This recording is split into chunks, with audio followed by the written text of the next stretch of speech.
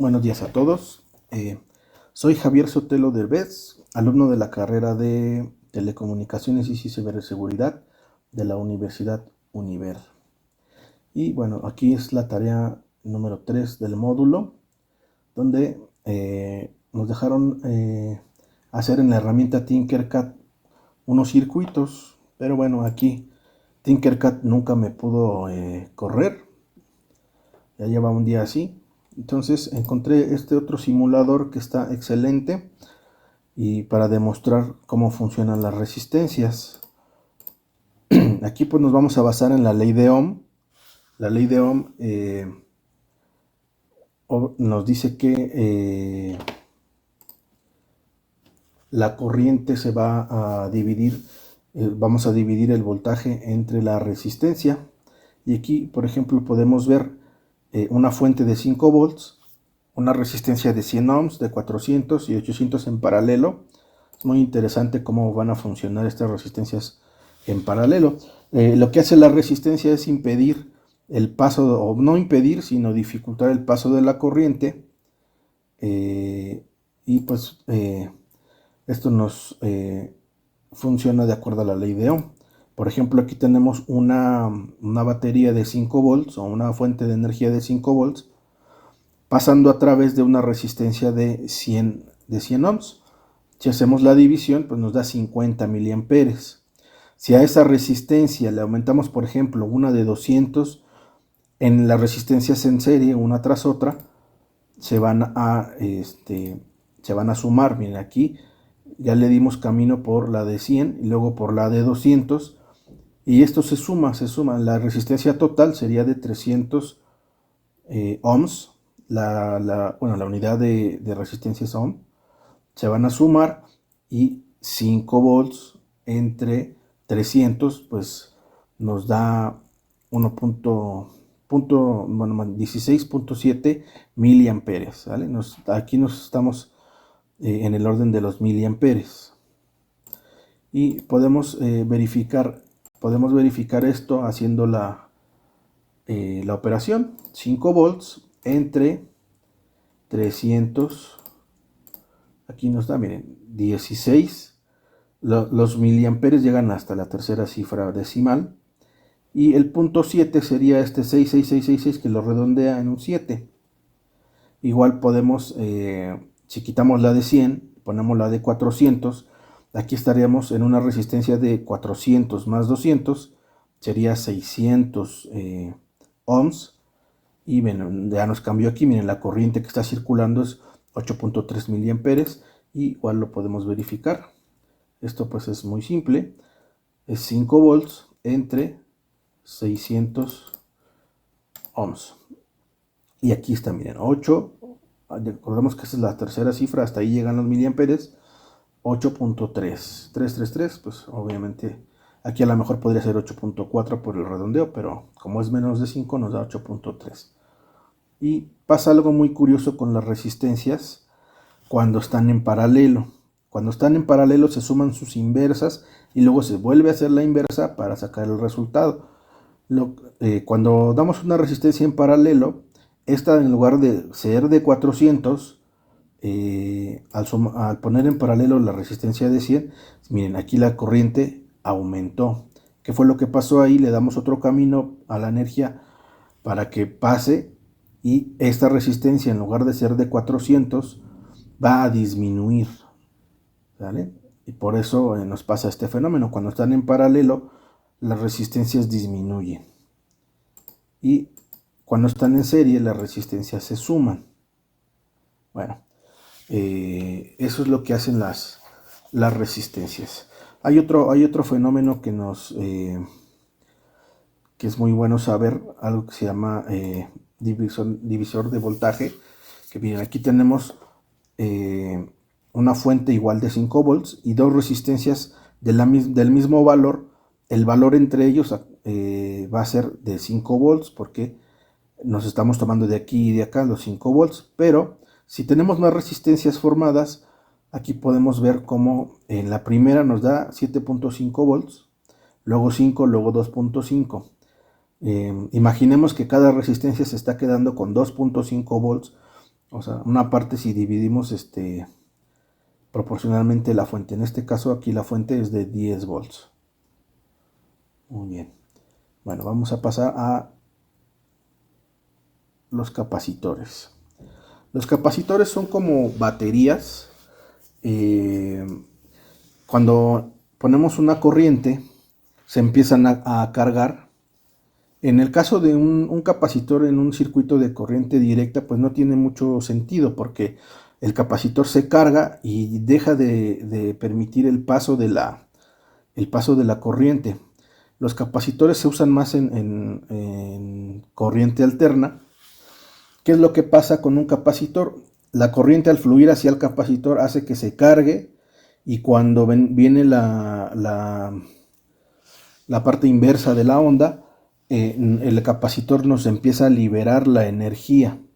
Por ejemplo, aquí podemos ver un filtro. ¿Qué es lo que va a hacer este filtro? Aquí tenemos los hertz. Los hertz son los ciclos por segundo. Entonces, este es un filtro pasa altas, ¿sale? Deja pasar las frecuencias, aquí mire, pasa alta, ¿sale? ¿Qué es lo que va a hacer? Cuando la frecuencia, aquí podemos ver en el osciloscopio, cómo la frecuencia va disminuyendo. Aquí en el original vemos cómo la onda tiene la amplitud, aunque la frecuencia se va haciendo más pequeña la frecuencia, la amplitud de la onda sigue siendo igual, pero acá no, acá ya después del filtro, mientras más va la frecuencia aumentando, el filtro va dejando pasar, va permitiendo ese aumento de intensidad de acuerdo a la frecuencia. Miren, aquí la intensidad es grande y conforme la frecuencia va disminuyendo, la intensidad va disminuyendo también. Entonces, una frecuencia baja tiene una intensidad muy, muy baja, que, o sea, no nos está dejando pasar esta frecuencia. Por eso se llama filtro pasa altas, porque nos deja pasar la frecuencia alta y cuando viene la frecuencia baja, la intensidad disminuye. ¿Por qué pasa esto? Pues es muy simple. Cuando tenemos la corriente hacia un lado, el capacitor nos va a compensar esa corriente que el capacitor, cuando la energía va hacia él, se carga y cuando vamos en la otra parte del ciclo, se descarga. Entonces, es como una amortiguación que el capacitor nos está proporcionando. Y aquí, pues, ese filtro nos va a variar de acuerdo a la capacidad del capacitor. ¿Sí? O sea, la capacidad del capacitor, o sea que valga la redundancia, es la energía que puede almacenar, es en faradios. Aquí, por ejemplo, tenemos un capacitor de 10 microfaradios. Como es muy pequeño, la carga y descarga es muy rápida, por eso nos está permitiendo el paso de frecuencias altas.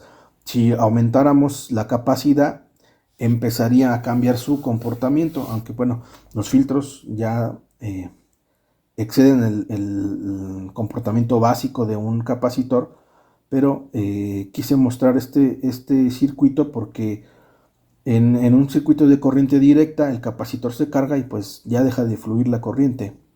Mientras el capacitor se carga puede fluir la corriente, pero ya después de que se carga el capacitor, miren, aquí podemos ver, aquí se está cargando el capacitor, se carga y ya dejó de fluir o fluye muy lento.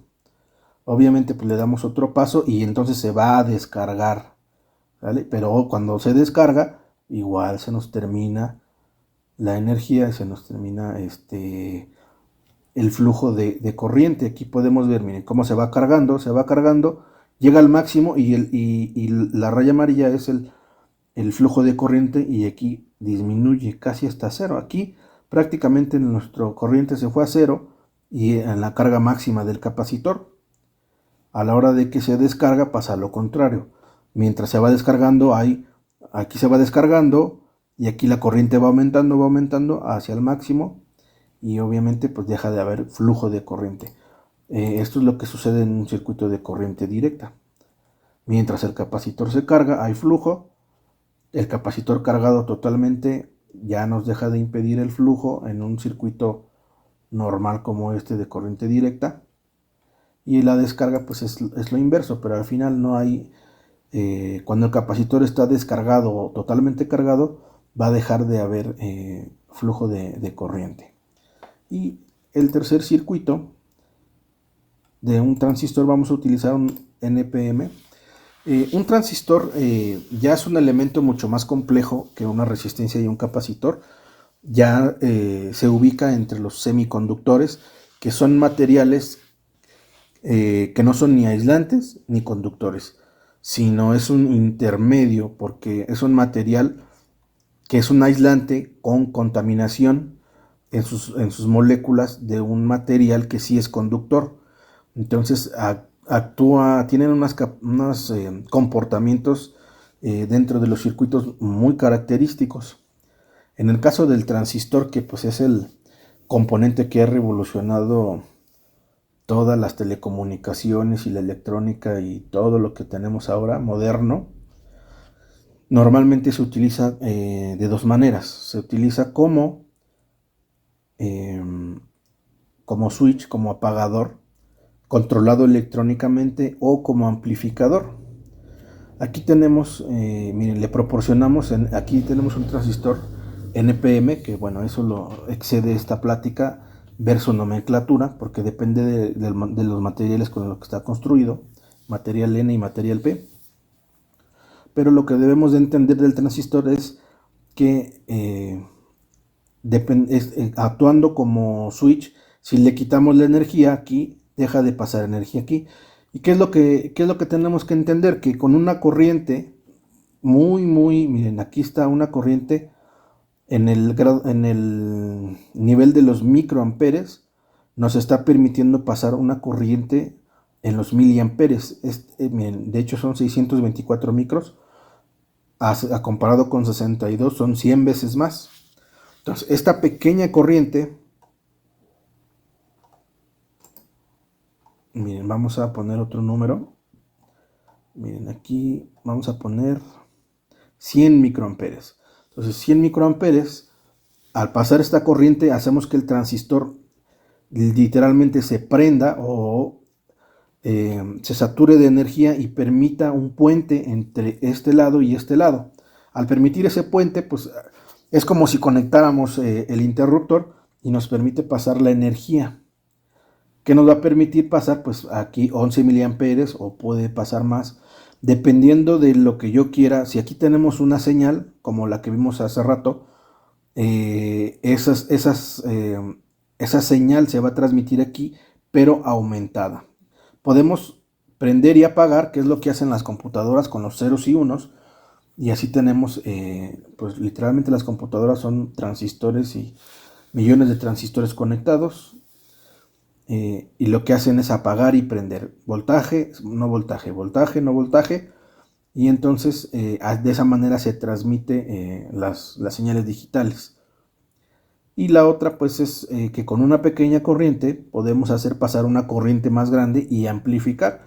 Si aquí pusiéramos otro transistor en donde la energía que le vamos a dar a la base fuera esta, entonces nos permitiría un paso más grande, y así sucesivamente podemos tener un amplificador conectando un transistor después de otro, y así sucesivamente hasta que las necesidades del circuito sean satisfechas.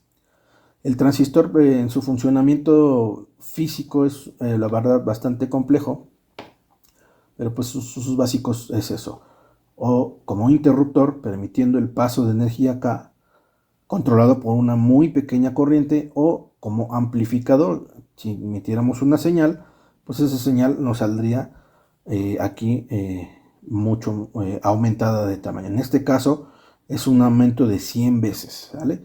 De 82 microamperes a 8.2 miliamperes. Bueno, muchas gracias, espero que haya quedado claro.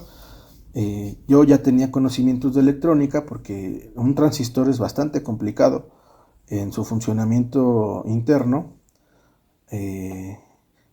pero pues Muchas gracias.